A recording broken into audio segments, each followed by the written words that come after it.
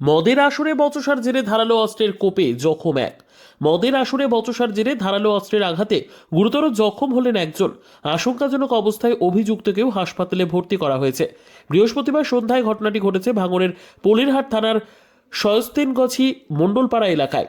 Police জানিয়েছে ধারালো অস্ত্রের কোপে গুরুতর আহত যুবকের নাম শফিকুল মোল্লা। তবে এই ঘটনায় কেউ কোনো লিখিত অভিযোগ দায়ের করেনি। পুরো বিষয়টি তদন্ত করে দেখা হচ্ছে। পুলিশ ও স্থানীয় সূত্রের খবর, এদিন শয়স্তানিগছি এলাকায় শফিকুল মোল্লা ও তারাপদ মণ্ডল একসঙ্গে বসে মদ্যপান করছিল। অভিযোগ, সেই সময় মদ্যপান করা নিয়ে দুজনের মধ্যে বচসা বেঁধে যায়। তখনই তারাপদ একটি ধারালো অস্ত্র দিয়ে শফিকুলের ঘাড়ে মারলে রক্তাক্ত অবস্থায় মাটিতে পড়ে যায়। তার চিৎকার শুনে ছুটে আসেন আশপাশের লোকজন। তারা তখনই হাতে নাতে ধরে ফেলে তারাপদ মণ্ডলকে। এই ঘটনায় স্থানীয় লোকজন অভিযুক্ত তারাপদ মণ্ডলকে মারধর করে। খবর পেয়ে দ্রুত ঘটনাস্থলে পৌঁছে যায় পলিরহাট থানার পুলিশ। তারপর দুজনকে উদ্ধার করে জিরেনগাছা ব্লক হাসপাতালে নিয়ে যায়।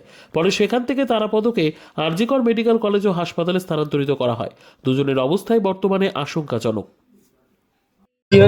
ওই আমি ছিলাম হসপিটালে সল্টলেক থেকে আমি বাড়ি এসেই বলে তোর ছেলে সেই খালদারির কুককে মেরে ফেল যাচ্ছে, মরে যাচ্ছে, শিগগির যা। ছুটে ফুটে চলে আসলো। ওখানে এসে দেখি ওরা অটোয় করে নিয়ে ওরা হসপিটাল নিয়ে আসলে এনে জিরেনগাছা হসপিটালে এনে বিশাল ব্লাড বেড়েছে। সে ব্লাডের মানে বলা যাবে না, সে গাড়িতে ভর্তি, আর জায়গাতে কূপ গেছে সেখানেও ব্লাডে ভর্তি।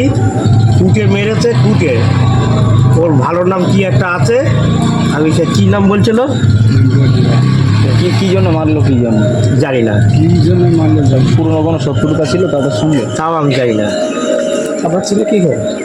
ওই খয়রুলির গাড়ি চালায়, ওই খয়রুলির ওই কি ঢালাই মাল নিয়ে যায়, ওই পেছনে গাড়িতে বেঁধে সিমেন্টগুলো মাখানো, ওই নিয়ে কাজ করে।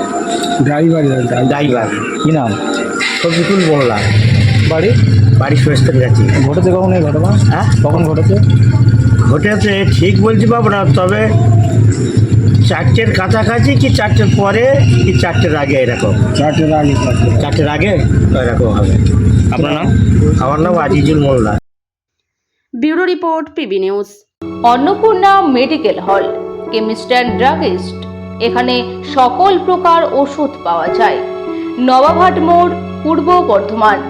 যোগাযোগ করুন 6295528655 অথবা 7602347696।